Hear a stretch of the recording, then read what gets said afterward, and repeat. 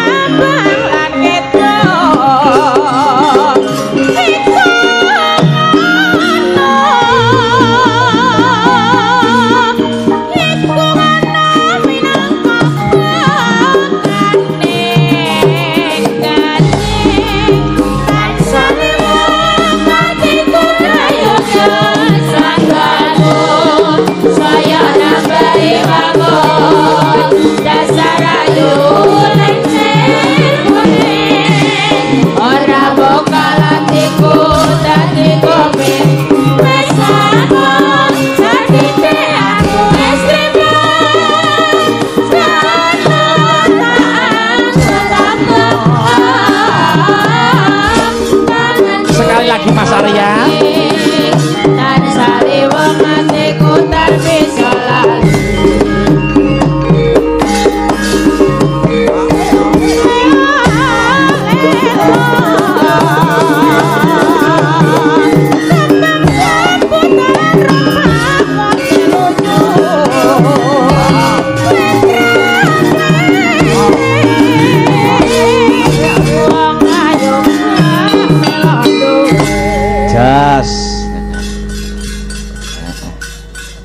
Wilujeng dalu selamat malam Mas Gareng. Wilujeng dalu selamat malam Mas Da Yong Cangik Mbak Yulimbo. Lama tidak jumpa, kita dipertemukan kembali wonten ing Desa Getas nggih Mas. Alhamdulillah awit berkah pangestunipun pepunden kula panjenenganipun Mbah Haji Kastur. Betul. Tak karo nata ambekan. Wah. Kok nata ambekan barang to Mas? Hadek ora nata ambekan pi pengendange peh nom rasane le ngoyak Masya Allah. Loh, itu dicocokkan kawula muda harus semangat, harus prima. Setuju. Dasare Piai Nom luar biasa pengrawite nom-nom kabeh, nom-nom kabeh. Nom sindene nom kabeh. Meratandani guyub rukun semangate kawula muda harus bisa lebih dari yang lain. Betul. Luar biasa mulo iki bintang tamune golekno sing nom. Nom-nom kabeh. Niki wau upamane Bali nuwun sewu Pak Gareng Semarang. Ya 15 yuta ki. Oh iya. Pak Gareng Trala ya 12 ki. Lah nek aku rak cukup 1000. 1000 mangan jaba. 1000 mangan jaba. Amoh to. Nek ora dadi boyo ngopo Mas? Ora perkara ukurane dhuwit niku mboten, ukurane jalin silaturahmi. Sapa sing gelem njembarke silaturahmi insyaallah dijembarke rezekine didawake umure amin Allahumma amin. Wis tak bekteni bengi iki gandeng nun sewu kula nek kalih Pak Haji Kastur niku wis koyok putune dhewe. Putune dhewe. Iki mau aku wis jagungan kalih panjenenganipun Pak Haji Kastur. Sampun jagungan nggih? Alhamdulillah ape dintukno putune aku Mas. Putune Mbah Haji Kastur. Betul. Mbak Ida anake Bu Harti. Aku mau nang kono wis dijak foto, pokoke sesuk kapan liya dina tak celuk rene ape tak entukno putune. Mbok tagih harepan Mbah Kastur. Sik to Mbak Ida ya priyayine cantik. Aku malah gung Masya Allah nek gur sinden Jiro 489 kaduan Mas. Cuantik demes besus dasare muslimin muslimah. Jos. Mbak Ida kuwi. Mbak Ida karo Mbah Kastur karo sampean arep dijodhokne. Karo putune Mbah Kastur. Luar biasa. Upama aku untuk tenan karo Mbak Ida luar biasa cocok Mas. Cocok sing ya. lanang ganteng gagah gede dhuwur, sing wedok lencir kuning. Wah. Mok kaya ngono kok gagah gede dhuwur lho. Aja nyepelekke Mas. Nuwun sewu ra umuk ra sombong Bu. Aku mau ke omah ya gede dhuwur tenan. Lho, Lah kok tekan kene kok kuru cilik. Lah genah kodanan mengkeret no Mas kowe yo ora ngerti kowe iki. Engko nek teko omah yo gedhe neh. Oh, pengaruh ya udan ya. Lah kandhani mosok yo gak paham. Iya. Luar biasa. Aku daleme jenengane nak grobokan nggih. Pangestunipun kula grobogan Purwodadi, kecamatanipun derekipun Wirasari. Saking mriki wetawis 2 jam 26 menit lebih 3 detik. Alhamdulillah. Berarti kene iki termasuke wilayahmu berarti. Lah nek kene iki wis pokoke Jawa Tengah iki ora nek sing tak tinggal Mas. Wis lah kabeh meh rata Mas. Meh rata. Alah wis meh rata. Awit saka Cepu terus Sendi Kedung Tuban terus Randu Blatung Doplang wis nggonku kabeh Mas kuwi. Yo gareng ngene iki. Alah wong aku Bang Titil kuwi Mas mubeng golek nasabah. Tak rungokne tenan kok nggur Bang Titil lho. Lah sadurunge gareng aku yo golek sampean kuwi kok. Ngono. Dadi ngene iki dioneng-oneng ngene iki bot-bote pengen menjalin persaudaraan karo golek rezeki Mas ya. Lah ora asline Mas aku. Lho, iya to. Aku bengi iki mau. Lah nek aku setuju aku. Golek jodoh karo Mbak sapa mau? Ida. Iya. Wah, apik tenan Mas, sumpah lahir. Apik konone apa ya karewan gelem karo kowe? Alah, ngenyek. Lah wis ketemu berarti karo Mbak Ida wis ketemu. Sing njaluk nomorku malah kono sik kok.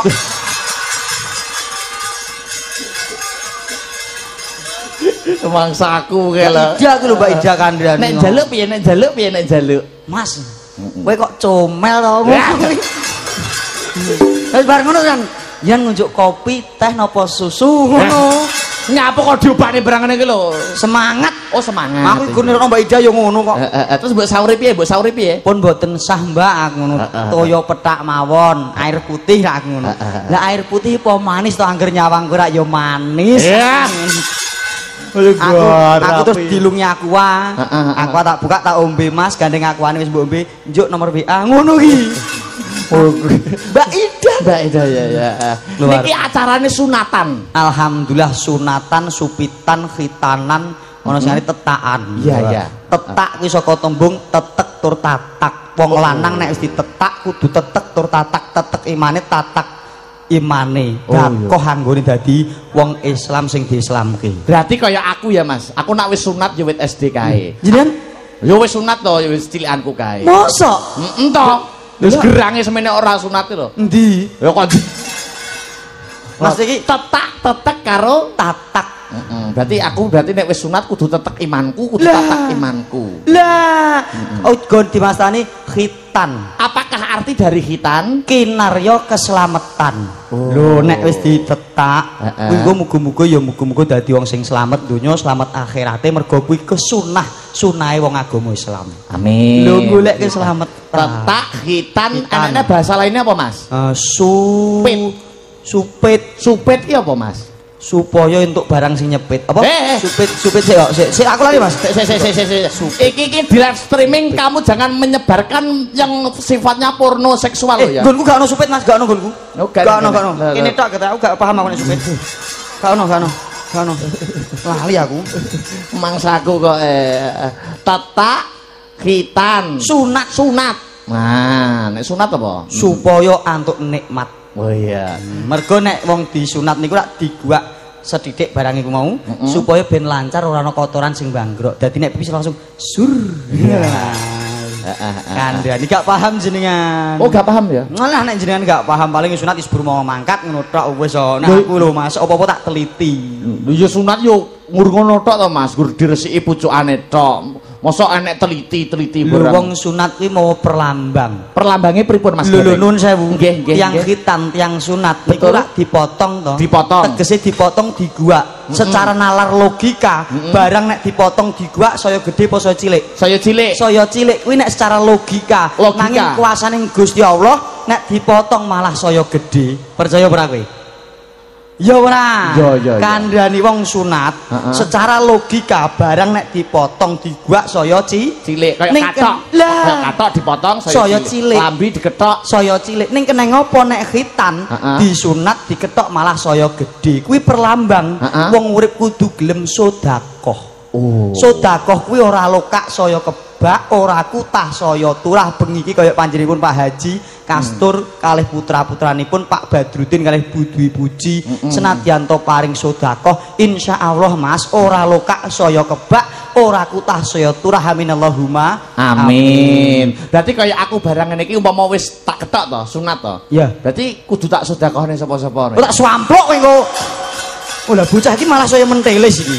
Lho nek piye ta jare nek diketok saya gede pralambange kudu disedekahne. Berarti aku kan ya wis sunat, berarti kudu tak sedekahne sapa-sapa. Ngene Mas, tak lurusan. Piye? Nyat model nek awake dhewe bertemu dengan orang sing urung pati dewasa, gagasane gur tipis. Ngene lho Mas, maksudnya awake dhewe iki perlambang. Diketok kok saya gede perlambang karepe awake dhewe kon sugih sedekah.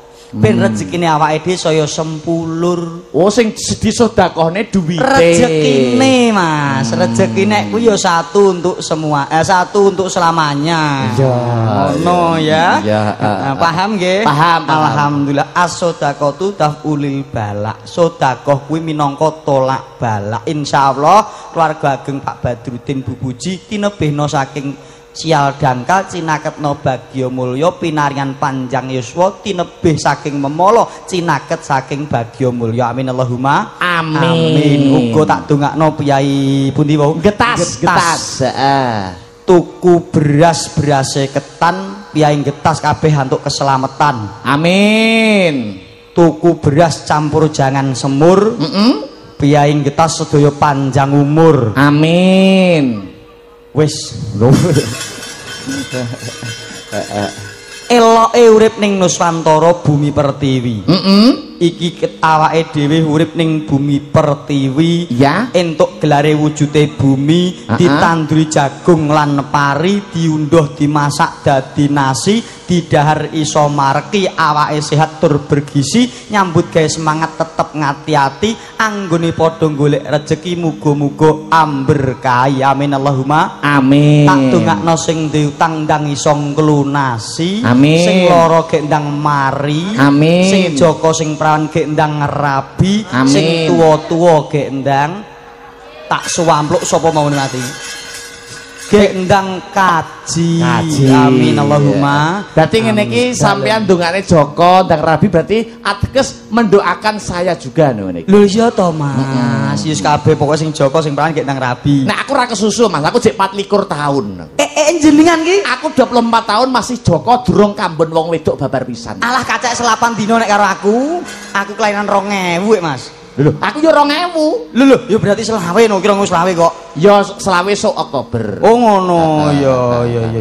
Wah, lha awake dhewe baraan ya Mas ya. Mosok aku yo 2000 nek ora percaya mbeli 500 ya ben 200. Tapi jarene nek ndelok status WhatsAppmu kamu sudah bersama istrimu.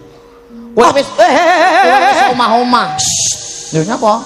Tik kaya ngono kowe iki ya. Lho, lah kowe wis duwe bojo no. Apa dinten Mbak Ida gak sido ki malah. Aku mau kondo iya kok malah kowe mbok pamerno nang kene. Mbobori dagangan. Mas aku. Gak Mbak Ida, kok anggere kowe sido tenan kono tak tinggal. Hei. Streaming lho. Ora apa-apa, bojone paket aku entek. Mas aku. Alhamdulillah. Saiki menyelam sambil minum air. Oke. Kita ada dalang, ada pelawak, ada juga sinden. Waranggono komplit Masya dalang Allah. Dalang mudal piwulang. Yoga saka tembung yoga sing seneng tapa brata manembah marang Gusti Kang Maha Kuwasa. Leres. Sinden. Ayu wis ngono. Ya. Ada Dek Lintang Kairo. Masya Allah. Artis Haji Kastur. Tepuk tangan ngagem Mbak Lintang Kairo. Masya Allah. Tepuk tanganmu sih khas banget. Tepuk tangan. Ya. Ayo disepati ya. Oh nyemangake sepati sing selindro ta, Oke. Ya, monggo ayo. Hey. Oke, ayo.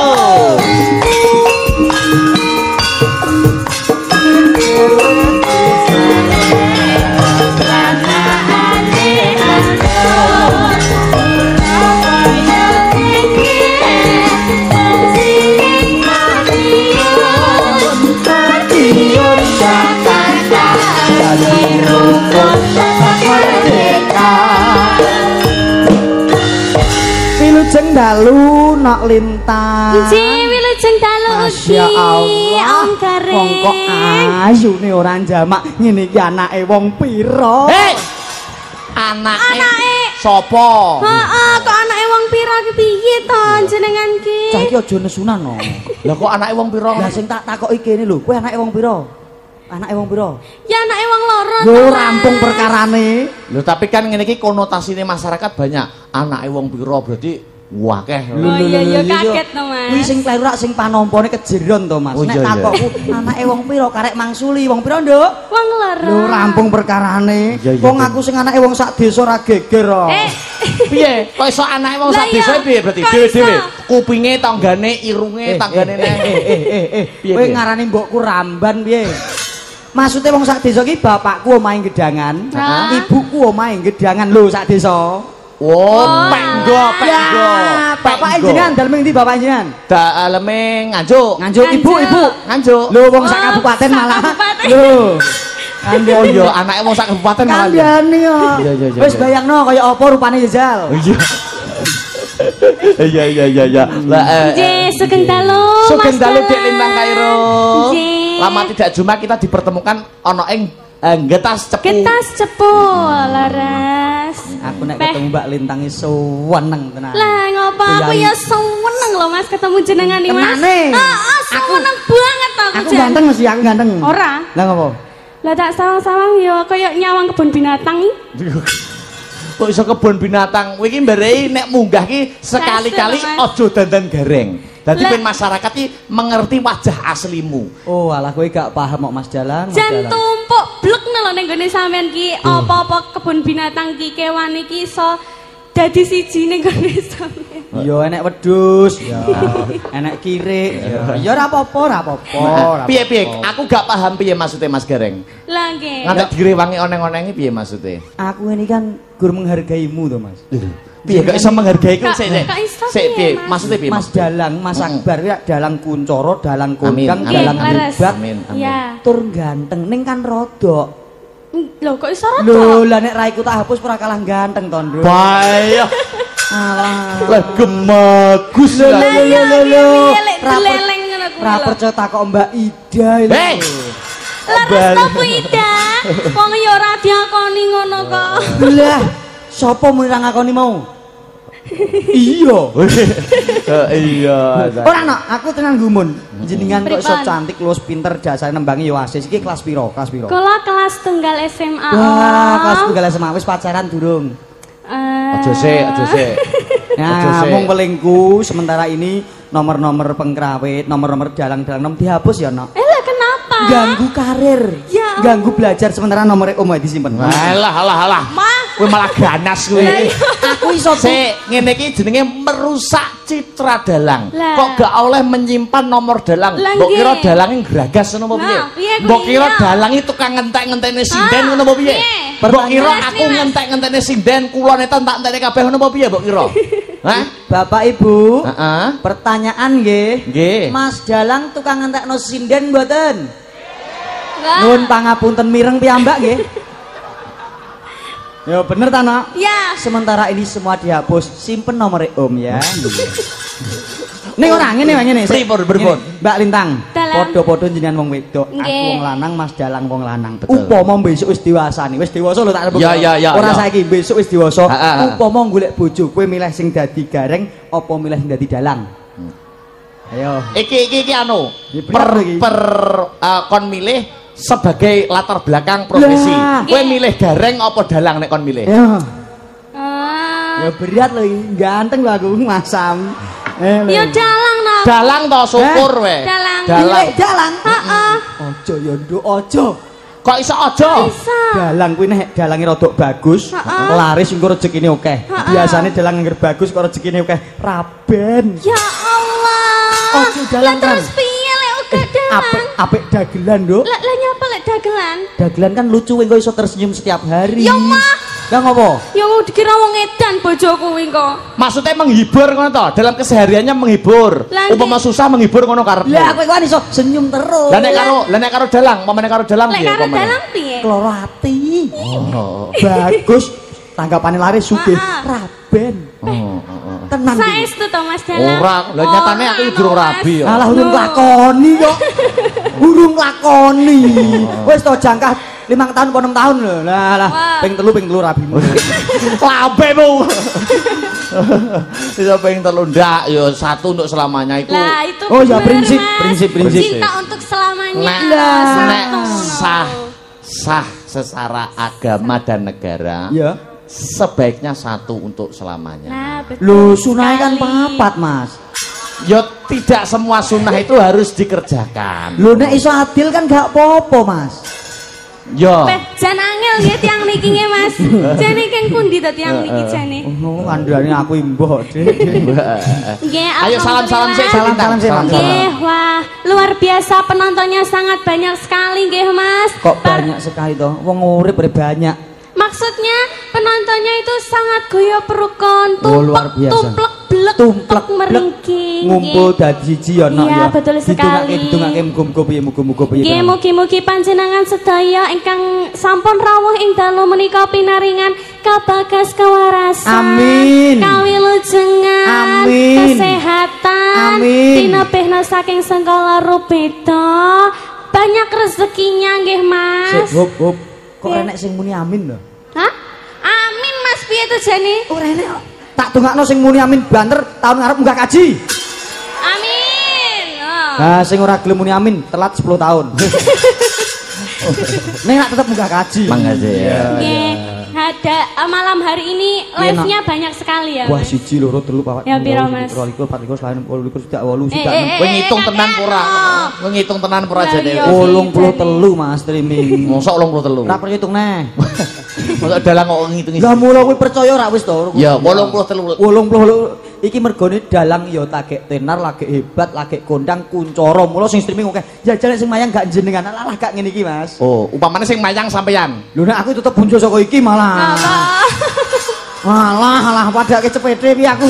Upamane dalange bengi juga bersalam tapi Mas Gareng Jajak ki dalang Gareng Jajak nu malah luwih kok iki. Alah penonton ora ngene iki, Mas. Malah bludak kok dhuwur-dhuwur ya. Ora enek blas ah. Malah renek. Mengucapkan terima kasih dulu Dek Lintang. Nggih, sugeng dalu Ibu Ida, Mbah Kakong nggih. Kok Bu Ida? Dalang Bu Dwi.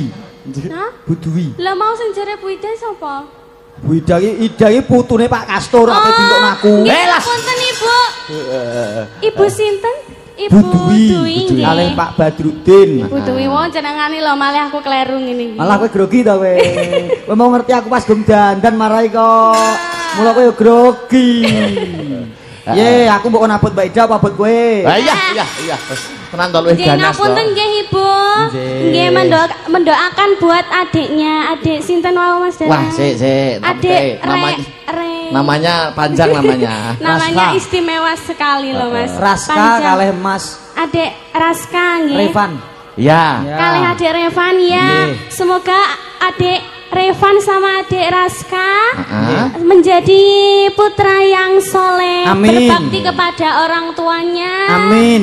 Ya cepat tercapai cita-citanya Mas nggih. Amin amin Untuk ya rabbal kedua yang alamin. dihitan ya Nak, Nggih. selamat menempuh bentuk baru. Bentuk baru. Nah, aku coba mbok takokke nyapa to. Wis rasa sok paham dhewe saiki aja saiki aja. Nggih, tadi adiknya lo sudah request, Mas. Request. Iya. Ngersake tembang. Ngersakaken tembang. Ngersake apa no? Niki wau ingkang ngersakaken tembang wonten ibu-ibu Romlah. Ibu Romlah. Nggih, ibu rombongan olah-olah maksudnya kok. Oh. Piye to jane iki? Romlah kuwi ibu rombongan olah-olah. Iya. Kalih adik yang dihitankan tadi adiknya request sinarengan Mas. Oh iya iki mau. Terus buat ibunya tadi nyuwun Mbak Ojo lali podang kuningnya ya. Oh, ngersake ibu yang Romlah mau nggih. Nggih, wau kula pun dikeroyok teng mriku lho. Iki mau ya ana pambutan Burobah iki. Robah apa? Ibu? Rombongan gibah. Anu dhisik sing gamelan dhisik diaturke podang kuning, Dik. Podang kuning. Podang kuning dibawani ya. Nggih, Iki siap. juga sik karo tak selani maca-maca surat. Iki saking Mbah Lurah Sumber Haji nyubade iki nyuwun caping gunung. Terus ki ana tembang kangen saking kula Pak Ibowo, oke. Terus iki Suharti Pawon bojo loro caping gunung, oke. Terus iki coba gedeng kapilut kangen ati. Oke. Terus iki meneh iki. Oke men Mas. Wis. Oke iki ono iki. Mun. Napa? Wah, iya malah surat kabar. Mbak Purwati nyuwun gungang gering Taman Sari. Nah, terus ki nyuwun gedeng Nyidam Sari. Gede Sesideman. Yo akeh men. Ya, ora apa-apa yo. Pokoke gremet-gremet watone selamat, sareh-sareh watone piko. Leh. Yo udang kuning dibawani sik. Natian wujud temong peksi agar penonton awam yang di live streaming itu tahu Mas Gareng. Nadian wujude mung peksi itu bahasa Indonesianya apa? Oh, jenengan yang menerjemahkan. Aku lulusan bahasa dan sastra, Dik. Wah, berarti iso iki. Alah turah gamping. Apa? Nadian wujude mung peksi artinya walaupun hanya berwujud burung. Oh iya. Peksi manuk. Iya. Manuk. Berarti adike sing dihitan peksine alah ngomong. Ya wis pokoke walaupun hanya sebuah burung. Ya, seekor. Seekor burung kok sebuah seekor burung. Terus,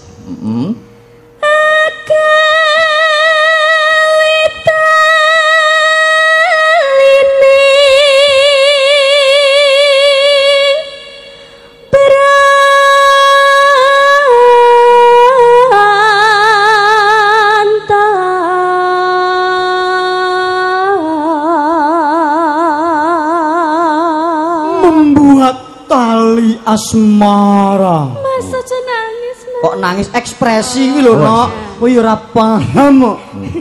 Ekspresi kok nangis. Oh iya Mas, kalih disapa teman-teman WMC hari Oh ya, ini. alhamdulillah. Hadir semuanya, Sugeng Dalu, Om Karno, Sugeng Dalu, dan Om kawan-kawan. semuanya nggih. Nggih, Masya Wah, Allah. sangat Mas Karno beliau juga hadir perempuan. toh, Mas Karno? Komplit, Nggih, Mas. hadir hari ini. Nggih, Mas Karno ini ketuane. Ya. Lah nggih, leres Bendaharane Mas. Mas Karni. Oh. Mas Karno kok Mas Karni Ya yuk, Mas Karno iki ketua. Oh. Bendaharane Karni. Ya wonge dadi siji kuwi lho, Mas. Mosok? Heeh, piye to? Sekretarisnya kartu. masa kuat. Yuk, terus. Halos manis tormerak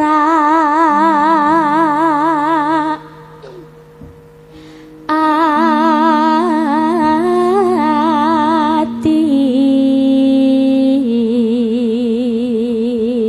Artinya Lanjutkan. Loh, artinya apa?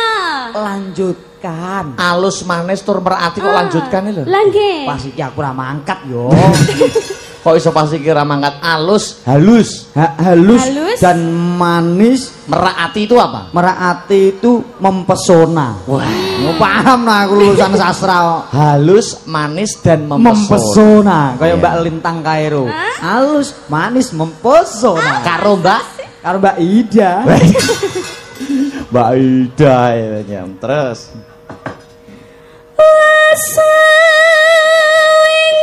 Saingkan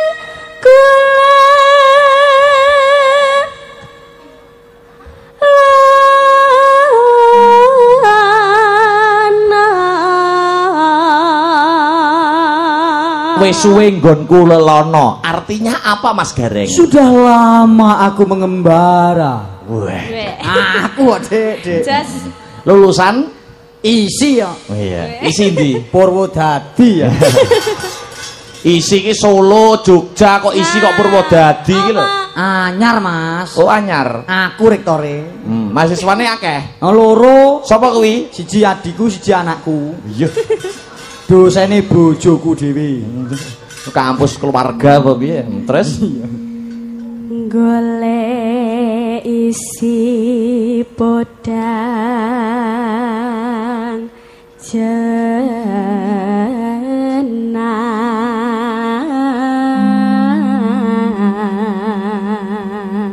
goleki si podang jenar artinya Mencari seekor burung podang kuning. oh, jenar ki kuning. Jenar iki kuning kayak serasukan panjenengan ageman panjenengan jenar.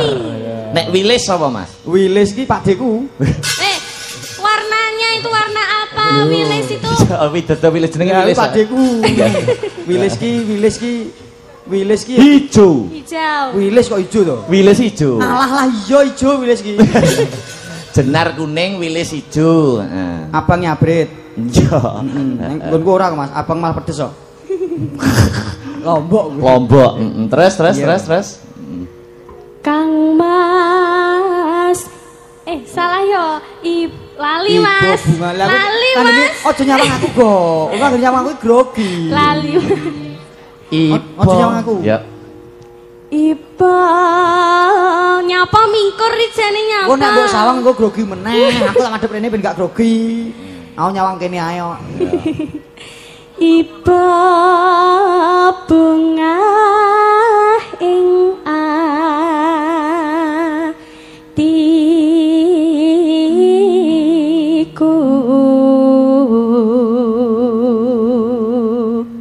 Betapa bahagianya hatiku. Lah nyapa?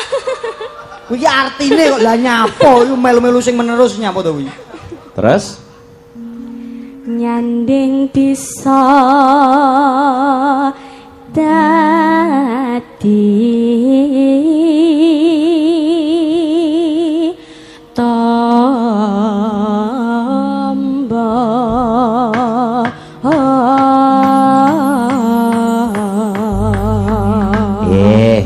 buka celuk ya. Nggih. Heeh, dijogeti engko kendangane Gonggo Mino. Yuk coba kaya ngapa ya.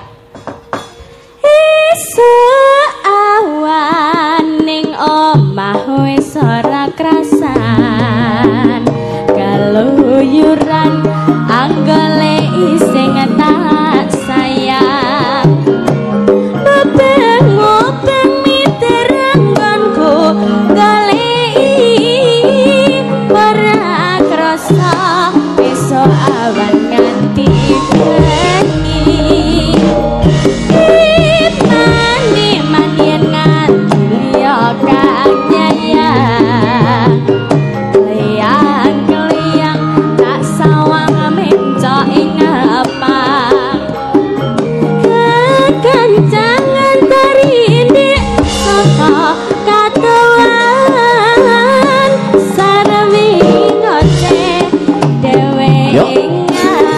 Jadi khas Pulau Ngagungan.